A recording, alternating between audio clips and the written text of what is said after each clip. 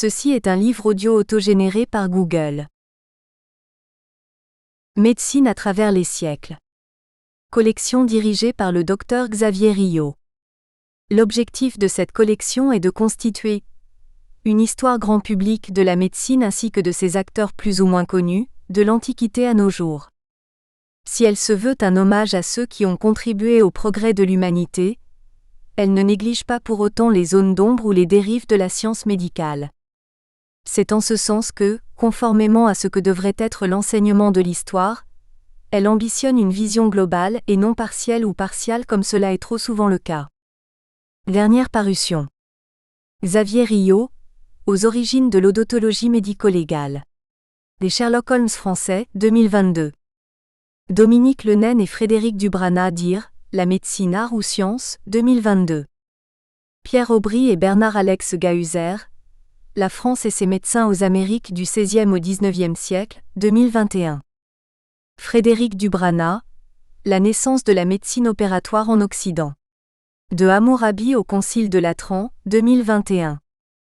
Patrice Pinet, Les philosophes, la maladie et la médecine de Hegel à Michel Foucault, 2021. Patrice Pinet, Les philosophes, la maladie et la médecine d'Épicure à David Hume, 2021. Jacques Vassaux, Contribution à l'histoire de l'asile d'aliénés d'Évreux.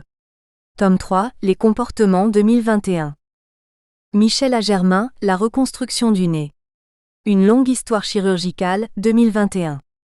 Lauriane Baumann, Études de soldats de la Première Guerre mondiale inhumés à Spincourt. Estimation du sexe, de l'âge et état bucco-dentaire, 2021. Philippe Marr, sous la dire du président, L'Académie nationale de chirurgie au service de l'histoire. Séance solennelle, articles et conférences 2021. Françoise Guillonmetz, Mélanie Guérin-Boyer, Louis XIV un souverain diabétique, ou de Régis Gallicorum Remedica 2021. Xavier Rio, Petit manuel historique de l'odontologie du sport 2021. Michel Agermain, Médecine antique des Romains et des Germains. Confrontation et analyse 2021.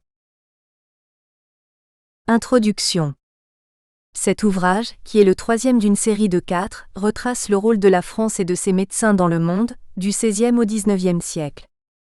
Après avoir traité dans un premier ouvrage, du rôle des médecins, chirurgiens et pharmaciens dans les expéditions coloniales françaises au XIXe siècle en Afrique noire et à Madagascar, puis dans un deuxième ouvrage de leur rôle aux Amériques du XVIe au XIXe siècle, nous traitons ici de la France et ses médecins dans les océans Indien et Pacifique du XVIe au XIXe siècle. Le dernier ouvrage de cette série traitera de la France et ses médecins en Extrême-Orient, du XVIe au XIXe siècle. Beaucoup de destinations de ces médecins vous surprendront, car elles sont souvent méconnues et ont parfois été éphémères. Alors que les expéditions coloniales en Afrique et à Madagascar étaient des expéditions de guerre et de colonisation, les expéditions menées dans les Amériques, les océans Indien et Pacifique et en Extrême-Orient ont tout d'abord été des expéditions de découverte et d'exploration. Mais elles entraînèrent rapidement des guerres sur mer et sur terre entre les puissances européennes, la France, le Royaume-Uni, l'Espagne, le Portugal, puis sur terre contre les populations indigènes. Ces expéditions ont eu pour conséquence dans les océans Indien et Pacifique, des expéditions guerrières comme la guerre franco-tahitienne de 1843 à 1847, ou comme les combats contre les Kanaks en Nouvelle-Calédonie, populations natives n'acceptant pas la présence française sur leur sol. Au cours des siècles, les médecins, chirurgiens et apothicaires ont apporté leurs connaissances médicales, bien que très limitées en ce qui concerne les traitements. Plusieurs catégories de personnel soignant ont participé à la médecine navale et coloniale française du XVIe au XIXe siècle, des chirurgiens des galères aux médecins des colonies, lesquels ont été précédemment évoqués dans l'ouvrage intitulé « La France et ses médecins aux Amériques du XVIe au XIXe siècle ». L'illustration de couverture est un tableau de Georges Dufour, médecin de marine, qui représente un cargo mixte et un 3-mâts phare carré. En effet, c'est au XVIIe siècle que les techniques de construction des navires à voile, uniquement propulsés par la force capricieuse des vents, ont atteint leur apogée. Mais, les variations imprévisibles des vents et des courants marins rendaient les manœuvres malaisées et la durée des voyages imprévisibles. À la suite des travaux de Denis Papin, 1647 à 1713, un physicien français, diplômé en médecine de l'Université d'Angers. L'idée d'utiliser la force d'expansion de la vapeur d'eau pour la propulsion des navires germa dans l'esprit des ingénieurs et aboutit au début du XIXe siècle à la mise en service de navires équipés de machines à vapeur, bien plus rapides et bien plus fiables. Une véritable révolution pour les expéditions maritimes. Enfin, nous ne traiterons que sommairement de la France et de ses médecins, à l'île Bourbon La Réunion, car nous l'avons déjà abondamment développé dans les 2 tomes parus en 2017 aux éditions L'Harmattan, intitulés Histoire de la médecine à l'île Bourbon La Réunion. La France dans l'océan Indien. Découverte de l'océan Indien du XVIe siècle, la route des Indes. Figure 1 Carte de l'océan Indien. L'océan Indien ou mer des Indes s'étend sur une surface de 75 000 km² et recouvre un cinquième du globe terrestre. Il est limité à l'ouest par l'Afrique, au sud par l'océan Austral, à l'est par l'océan Pacifique Sud et au nord par le sous-continent indien. Après la découverte des îles et des côtes de l'océan Indien, et les tentatives de colonisation des puissances européennes, en particulier de la France 4-5 et de la Grande-Bretagne, les tentatives d'annexion des royaumes locaux ont entraîné des guerres dont l'expédition française de Madagascar en 1895 n'est que l'un des exemples. Pour l'Occident, le XVIe siècle fut celui de la grande aventure maritime. La compétition entre l'Espagne et le Portugal pour la conquête des mers aboutit à la conclusion du traité de Tordesillas en 1494, qui établissait au milieu de l'Atlantique une ligne de démarcation orientée nord-sud. Tous les territoires à découvrir situés à l'est de cette ligne étaient concédés aux Portugais, ceux situés à l'ouest aux Espagnols. En 1529, le traité de Saragosse effectua un second partage du Nouveau Monde entre Espagnols et Portugais qui avaient atteint tous deux l'océan Pacifique. Un traité de paix fut signé à Saragosse entre le roi d'Espagne Charles Quint, 1500 à 1558, et le roi du Portugal Jean III, 1502 à 1557, sous l'arbitrage du pape Clément VII, 1478 à 1534, créant une seconde ligne de démarcation à l'est, nécessaire pour délimiter les aires d'influence entre ces 2 grandes puissances. Sans surprise, ce traité, comme celui de Tordesillas, ne fut ni reconnu ni respecté par les pays autres que les 2 signataires. Un homme a symbolisé la conquête de la route des Indes par les Portugais. L'enfant Henrique connu dans l'histoire sous le nom d'Henri le Navigateur, 1394 à 1460, bien qu'il n'ait jamais navigué lui-même. Il fonda en 1419 sur le promontoire de Sagres près du cap Saint-Vincent en Algarve, au sud du Portugal, un centre de recherche, doublé d'un chantier naval d'où sortit le prototype du navire qui allait devenir le bateau des découvertes maritimes dans le monde, la caravelle. La combinaison d'une coque haute, d'un faible tirant d'eau et d'une voilure très manœuvrable a fait de la caravelle un bateau révolutionnaire. Pour gagner les Indes, les Portugais ont pris la route qui contourne l'Afrique, tout accès aux Indes en partant de l'Europe vers l'ouest leur étant interdit par le traité de Tordesillas. En 1488, Bartholoméu Dias, 1450 à 1524, un marin portugais, découvrit le cap des Tempêtes, appelé plus tard le cap de Bonne-Espérance. En 1497, un autre marin portugais, Vasco de Gama, 1469 à 1524, doubla le cap de Bonne-Espérance et, remontant le long de la côte de l'Afrique de l'Est, gagna Calicut aux Indes le 20 mai 1498. Son retour au Portugal en septembre 1499 donna le signal des expéditions à la conquête des mers. Maîtres de la route vers l'Est, les Portugais interdisaient la route par le cap de Bonne-Espérance aux autres Européens.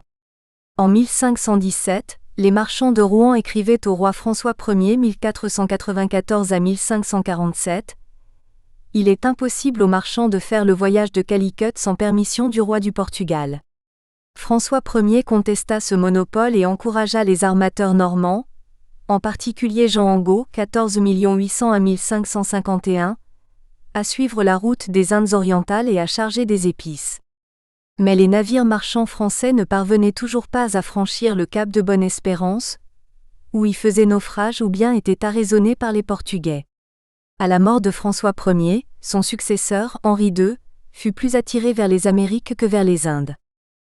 À la suite de l'union des couronnes d'Espagne et du Portugal en 1580, le roi Philippe II d'Espagne 1527 à 1598, ayant fait valoir son droit de succession à la couronne portugaise, le monopole de navigation sur la route du Cap fut de plus en plus contesté.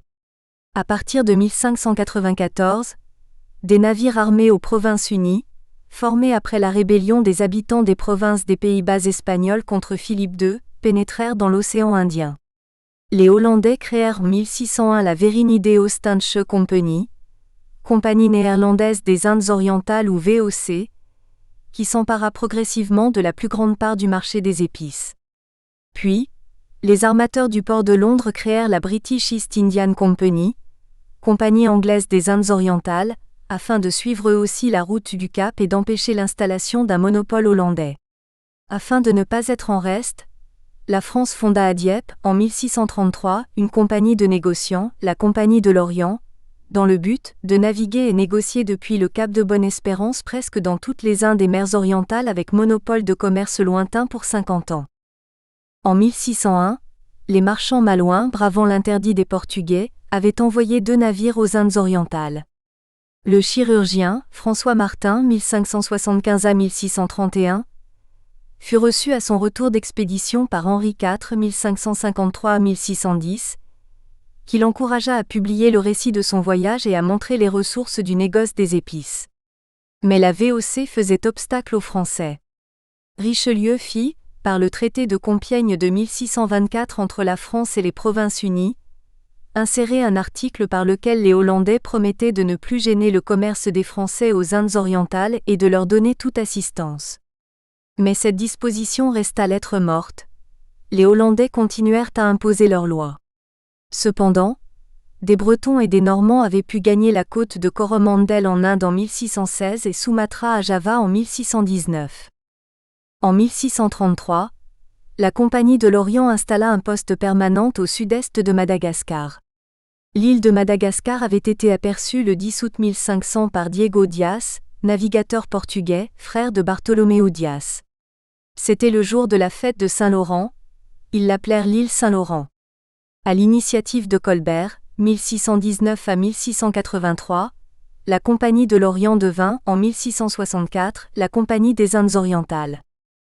François Martin dit François Martin de Vitré, 1575 à 1631. La partie la plus connue du programme d'Henri IV, labourage et pâturage, a fait oublier ses autres priorités, dont la quête d'un empire colonial afin de se procurer des matières premières et d'obtenir des débouchés commerciaux. En novembre 1600, des marchands normands formèrent une société pour aller vers les Indes orientales, tâcher d'y établir des comptoirs et de se livrer à la recherche d'épices rares et des trésors de ces lointains pays. Une expédition fut organisée, comprenant 2 navires, le Croissant et le Corbin. Sur le Croissant était embarqué François Martin, né à Vitré en 1575, qui a publié le récit de son voyage. François Martin, souvent mentionné comme chirurgien, était en fait un compagnon apothicaire. Il avait fait ses études à Montpellier, ville qu'il avait quittée en 1597. 4 ans plus tard, il partit de Saint-Malo, le 18 mai 1601 vers les Indes. Le Croissant et le Corbin arrivent aux Canaries le 3 juin 1601 et le 17 novembre à Sainte-Hélène. Ils doublèrent le 27 décembre le cap de Bonne-Espérance. Le 4 février 1602, ils étaient en vue de l'île Saint-Laurent, futur Madagascar. Alors qu'ils cinglaient vers les Comores, une tempête sépara les 2 bateaux. Le Croissant se réfugia dans la baie de Saint-Augustin à Madagascar, où il retrouva le Corbin très endommagé. Il y avait beaucoup de blessés qu'il fallait descendre à terre et soigner, et beaucoup de réparations à faire au navire. L'escale dura 4 mois, ce qui permit à François Martin d'entrer en contact avec les indigènes et d'étudier la faune et la flore. Le 15 mai 1602, les 2 navires mirent à la voile vers les Comores qu'ils touchèrent le 23 mai pour en repartir le 7 juin. Le 1er juillet, près des Maldives, ils furent à nouveau pris dans une terrible tempête. Le Corbin s'échoua sur des rochers où les vagues le submergèrent. Le Croissant dut l'abandonner, se dirigea vers l'est, contourna Ceylan, et aborda à Sumatra le 24 juillet. La traversée avait duré 15 mois. L'accueil que fit aux Français le prince indien d'Achem, un important sultanat de Sumatra, fut cordial. François Martin put observer les mœurs des indigènes et surtout étudier les produits récoltés sur place et portés au marché. Le poivre, le gingembre, la muscade, la cannelle, le girofle, l'indigo, l'ambre, les tamarins, le bétel, l'arec, les mangues et bien d'autres produits locaux ignorés des Français. Afin de pouvoir acheter ces produits, souvent obtenus par troc, François Martin dut apprendre la langue du pays. Remis en état et chargé des produits locaux, le croissant repartit le 20 novembre 1602 emmenant 8 indigènes. Il était de plus en plus en mauvais état, doubla le cap et s'arrêta pour réparer à Sainte-Hélène le 3 mars. Il était en vue des côtes d'Espagne le 21 mai, lorsqu'il fut abordé par 3 navires hollandais qui sauvèrent l'équipage, mais pillèrent entièrement le navire qui coula. L'équipage fut conduit en Angleterre et arriva à Plymouth le 13 mai 1603, d'où il put regagner la France. François Martin fut reçu à son retour par Henri IV qui l'encouragea à publier le récit de son voyage. Il écrivit un livre publié en 1604 qui comprenait 3 parties. Le récit du voyage, la description des animaux, épiceries, drogues aromatiques et fruits des Indes, et un bref traité sur le scorbut avec les moyens de s'en garantir où il recommandait comme traitement l'emploi du jus de citron. Par lettre patente d'Henri IV du 27 mai 1604, François Martin obtint la permission d'ouvrir, en considération des services rendus au roi en faisant le voyage des Indes orientales, boutique de pharmacie à Rennes, en Bretagne, et d'y exercer son art sans avoir à subir d'examen devant la corporation des maîtres apothicaires de cette ville et sans avoir à faire de chef-d'œuvre ou à payer des droits d'entrée excessifs. François Martin, maître apothicaire, fut l'un des premiers Français ayant abordé aux Indes orientales. Il décéda en 1631. Les colonies françaises dans l'océan Indien. La France à Djibouti. Djibouti 10 est situé dans la Corne de l'Afrique, à l'entrée sud de la mer Rouge, à la limite de l'océan Indien. C'est au cours du règne de Louis-Philippe, 1773 à 1850, que les Français s'intéressèrent à la mer Rouge et à ses côtes. Les gouverneurs de l'île Bourbon, des officiers de marine, désiraient compenser la perte de l'île de France, île Maurice, cédée à la Grande-Bretagne en 1815, par une expansion de la France dans l'océan Indien. Les projets d'expansion étaient soutenus par le ministère de la Marine et des Colonies, alors que le ministère des Affaires étrangères était hostile à toute entreprise coloniale pouvant être source de complications diplomatiques avec la Grande-Bretagne. En effet, les Britanniques, qui occupaient Aden en 1839, contrôlaient la route des Indes. Après l'abolition de l'esclavage en 1848, les Français tentèrent de recruter des engagés dans les îles de la mer Rouge et en Abyssinie. Les missions d'exploration se succédèrent sans succès. En 1857, le commerçant Henri Lambert, 1828 à 1859, fut nommé agent consulaire français à Aden 13. Après un voyage commercial en Australie, Lambert s'installa à l'île Maurice où son frère était planteur, puis il débarqua à Aden en octobre 1855 et visita Zeila et Tadjoura en 1856. Les autorités britanniques d'Aden le soupçonnèrent d'être un agent du gouvernement français à la recherche d'un port propice à une implantation française, ce qui précipita la décision britannique d'occuper l'île de Périm, en face des côtes de Djibouti dans le détroit de Bab el-Mandeb. Lambert fut nommé agent consulaire français à Aden en septembre 1857. Abou Bekr, un notable de Tadjoura, lui proposa de céder à la France Ra'ali et la baie d'Ouano. Henri Lambert se rendit à Mocha, puis à l'Odéida.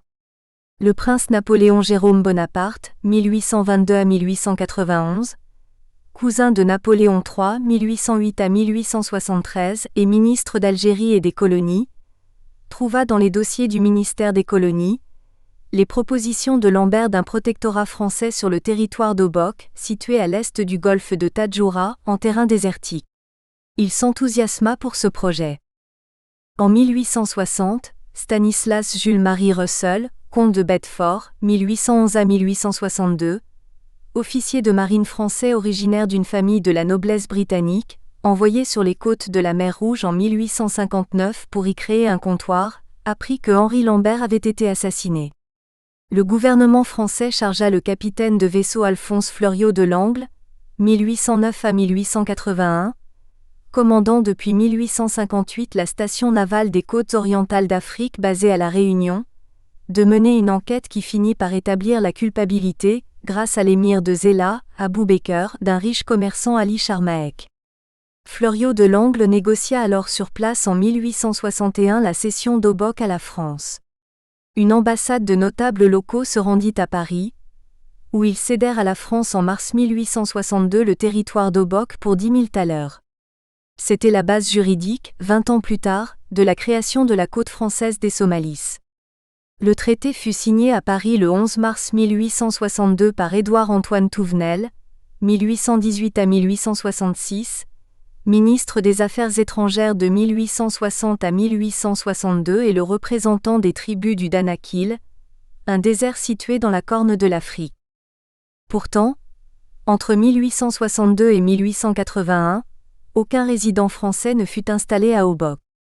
La présence française se limitait à des missions, rares et éphémères, des bateaux de la division navale de l'océan Indien. L'ouverture du canal de Suez en 1869 ne modifia pas cette attitude, alors que la Compagnie universelle du canal maritime de Suez, créée en 1858, était présidée par le Français Ferdinand de Lesseps, 1805 à 1894. On parla alors de colonies inutiles. Les premiers colons y arrivèrent en 1881, à leur risque et péril. La situation changea subitement en 1883, quand l'Angleterre ferma le port d'Aden aux navires de guerre français, en raison de la guerre franco-chinoise, 1881-1885.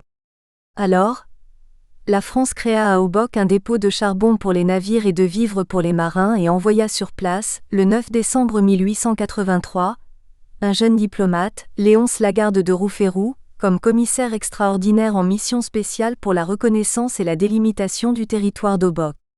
Le 24 juin 1884, il fut nommé commandant à Obock. Le 7 septembre 1887, il devint gouverneur du territoire d'Obock puis de la côte française des Somalis en 1896, poste qu'il occupa jusqu'en mars 1899.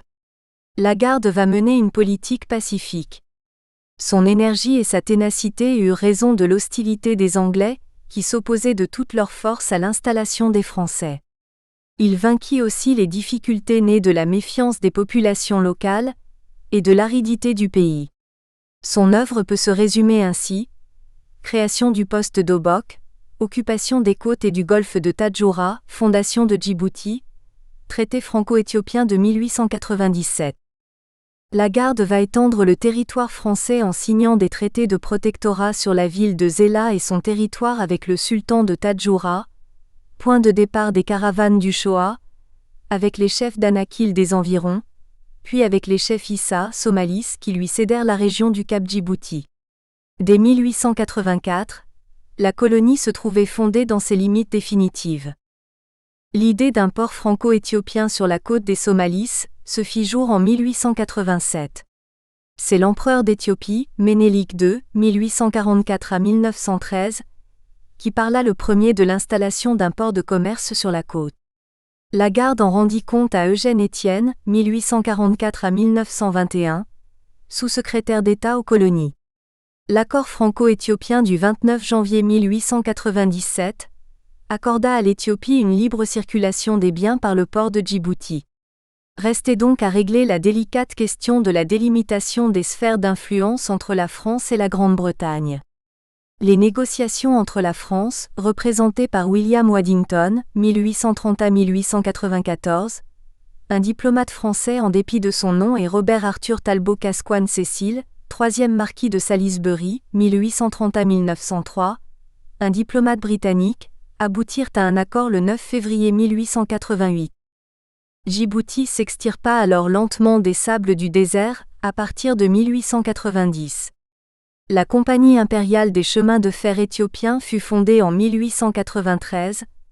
Les travaux commencèrent en 1897.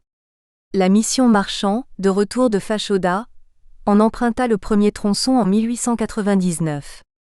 Djibouti comptait 10 000 âmes en 1900. Citons 2 médecins qui ont accompli une courte partie de leur carrière à Djibouti. Firmin Victor Toussaint Esclangon, 1853 à 19.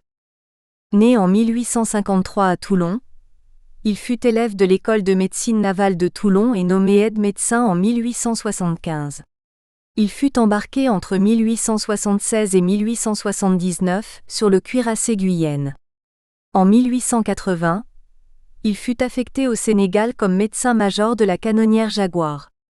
Une épidémie de fièvre jaune éclata à bord en 1881, dont il fut lui-même atteint. Rentré en France en 1882, il demanda à présenter sa thèse de doctorat en médecine. Devant le refus de la hiérarchie, il démissionna de la marine et soutint sa thèse à Paris le 17 mai 1883 sur « La fièvre jaune à bord du Jaguar, Sénégal, juillet-août-septembre 1881 ». Réintégré dans la marine le 16 août 1883, il fut affecté à la Martinique au 1er régiment d'infanterie de marine, RIMA. De retour en métropole en 1885, il fut affecté au 4e RIMA à Toulon. Médecin de première classe en 1887, il fut envoyé à Obock où il occupa, en plus de ses activités médicales, les fonctions de commandant par intérim pendant les 4 mois de congé de la garde en métropole.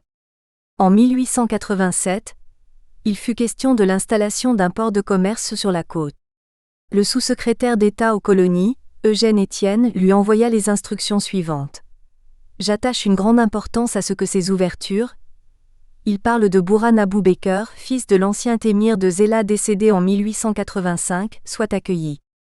Il importe en effet de profiter des dispositions favorables du roi Ménélik pour ouvrir aux caravanes du Harar le chemin de nos possessions. Il est nécessaire également d'éviter que ces offres soient faites aux Anglais, tout prêts à en profiter.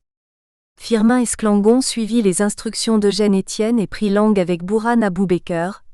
Sans rien affirmer de précis, rapporte-t-il, j'ai dit à Bourhan et aux notables protégés des Français qui m'ont été présentés qu'en ce moment, la France s'occupait avec intérêt de la côte des Somalis, du Harar et du Shoah. J'ai cherché à savoir si l'ouverture d'un port sur la côte des Issa leur serait chose agréable.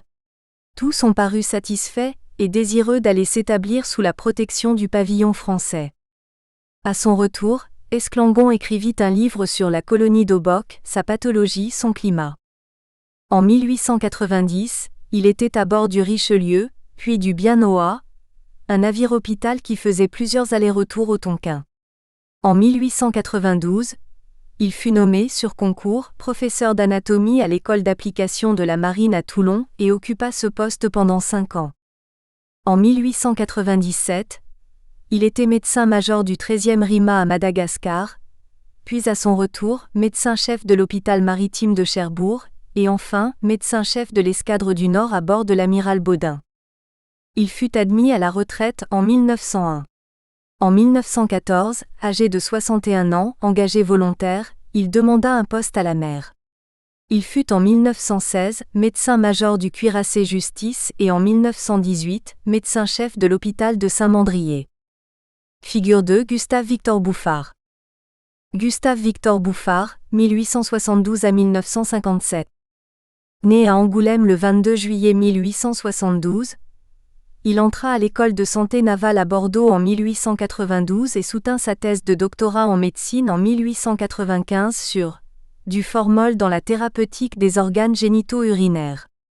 Médecin de 2e classe des troupes coloniales, il fit un premier séjour à Caille au Soudan en 1896 et un deuxième séjour en Chine dans la province du Sichuan de 1897 à 1900. Médecin de première classe, il rejoignit la côte française des Somalis de 1900 à 1902. Ce bref séjour fut très actif sur le plan professionnel. Il travailla sur les ulcères phagédéniques et les mycétomes à grains noirs, et le nom d'Aspergillus bouffardi fut donné à un agent de maduromycose. À son retour, il suivit le cours de microbiologie de l'Institut Pasteur à Paris, puis effectua un stage de 18 mois dans le laboratoire de Félix Ménil, 1868 à 1938, dans ce même institut. En 1906 à Bamako, il fonda le laboratoire vaccinogène et de biologie du Haut-Sénégal-Niger.